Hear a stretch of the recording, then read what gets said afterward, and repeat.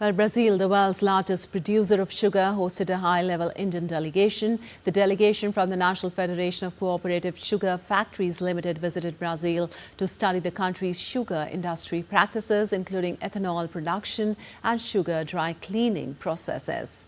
During their 5-day tour, the Indian delegation met top sugar industry executives, visited factories, witnessed the sugar dry cleaning process, and interacted with researchers at ethanol production centers. They aim to implement these practices in India's sugar industry. In our delegation, we have people from Vasandada Sugar Institutes, people from private industries also, plus cooperative industries.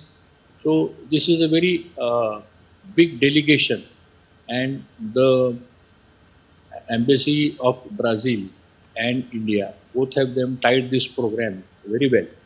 So regarding the future challenges and the future prospects about the sugar industry, I think so this was the purpose of our visit.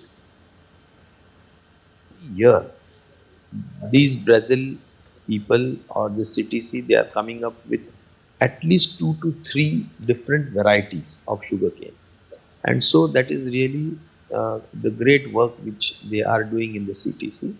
We can also learn from these experiments which they are having. We see the farmers are very rich.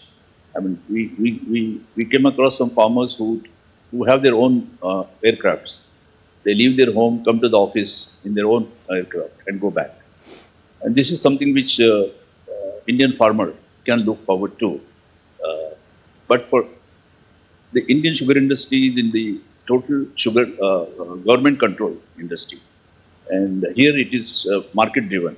So decision process becomes faster. And perhaps a day is not far off when India also need to take this route of liberalizing the sugar sector from the clutches of the government controls, and let the industry run on its own and grow.